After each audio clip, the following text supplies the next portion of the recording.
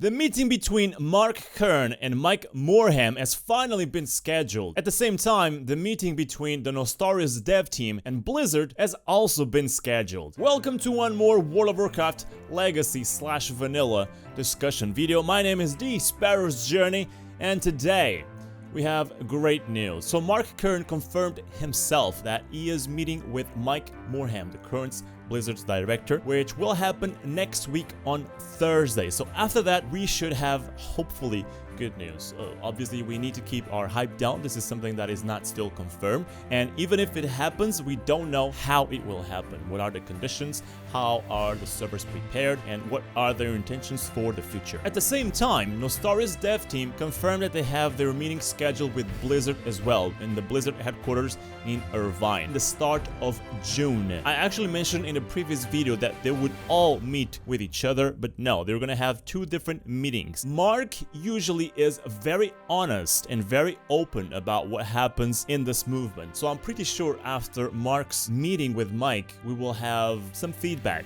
something from the Blizzard side. If legacy servers are a thing, how do you want them to progress? That's what I want to discuss in this video. Mark also launched on his Twitter feed a poll to all the legacy fans and all people that wanted to vote, with 3 options for the progression system in legacy servers. The first one, and the one I'm already throwing out because I don't think it has much future, is not having progression at all. Meaning that the servers would stay in vanilla for its lifetime, for its long lifetime. Hopefully, long lifetime. Nobody wants to get stuck into a game with no content progression, with no updates. Staying on a stagnant server with always the same content is gonna end up being boring, especially for those guys that join in and go hardcore into raiding or PvP, and they reach a moment, I don't know, 3, 4, 5, 6 months after the server is being launched, where they just don't have anything else to do. There's 2 more options. Automatically launching the expansions into the servers, meaning that suddenly on a sudden day, they would just launch the TBC and Wrath of the Lich King after that, automatically into the server without you saying yes or no. The second option would be transfer/copy characters to new servers with a new expansion. This would give people the option to either stay on their server with only vanilla content or transition to the new server with the new content. These 2 options would bring their own problems and their own benefits, and that's what I want to discuss in this video. In Mark's Twitter poll, people vastly much more prefer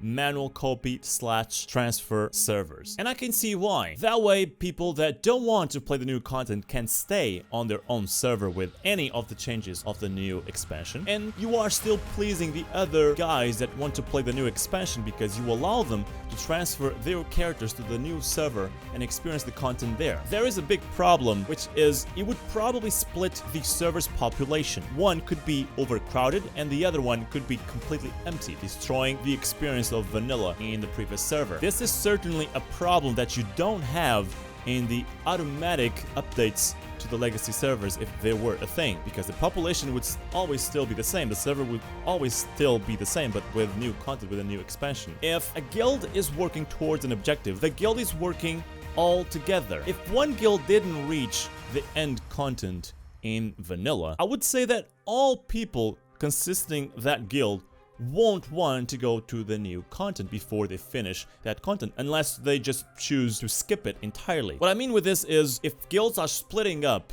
because some members want to move on and some members want to stay, that is not really a problem for the server itself, but more like a guild problem. There's still one sub option. Copy your character entirely from the previous server to the next one. On both servers, you would have the same character equally like they are. Obviously, when you start playing on the new server and getting new gear and getting new experience and whatnot, that character will be different and even more different than the previous one. Personally, I do prefer the transfer option. It feels more unique. It feels like a decision with more weight into it, because you're not supposed to have a twin brother. You're not supposed to have a ghost character. It doesn't make much sense to me that you copy your old character to the new server and then play them both in different times.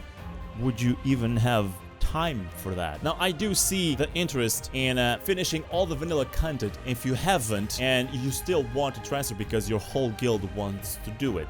I do understand that, but for that you can always have a second character, you can always play with an alt and finish the vanilla content that way. Now, with automatic upgrades servers, you would only have one server. That server would start with vanilla. After 1 year or 2, they would launch the Burning Crusade onto that server, and so forth and so on. If you have the transfer option for new servers, you are always leaving a trail behind you. When you start the vanilla server, then you would launch a new server with TBC, then you launch a new server with Wrath of the Lich King, and I guess you stop there because people see the downfall after that with Cataclysm. Is this a good thing? Is this a bad thing? In a business kind of standpoint, it might be good because it gives Blizzard the option to say to their players, look, if you want to play on a vanilla server with only vanilla content, play here. If you want to play just Wrath content, play here. And if you want to play the Burning Crusade, just play in the server that we created in between. Will there be enough people staying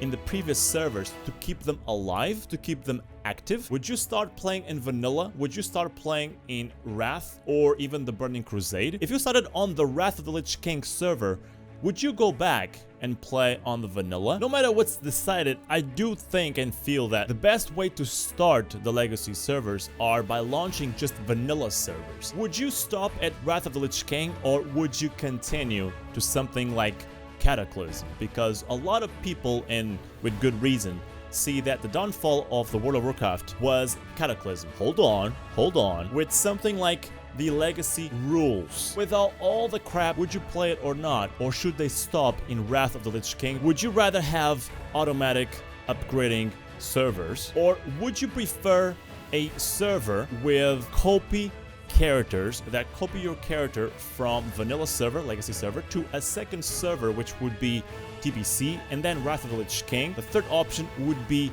a transfer between servers, meaning that when you finish or when you're done with the legacy servers in vanilla, you would be able to transfer your character for the other content for the other servers, but without having the copy, meaning that you wouldn't have your character in the previous servers, in the previous content, to still keep playing there. Let me know your thoughts. Let me know if you have any new ideas to add to this. Let me know in which server you would play, and I'll be back on the next video with another discussion with legacy servers. I hope you are enjoying this World of Warcraft discussion towards the legacy servers. Hopefully we will see it confirmed soon. I believe we are very, very close to have them confirmed by the official Blizzard. My name has been TheSparrowsJourney. Please like the video if you have liked it, dislike it if you didn't like it, and tell me why in the comment section so that I can improve it for the next one. And I'll see you on the next one. Bye bye.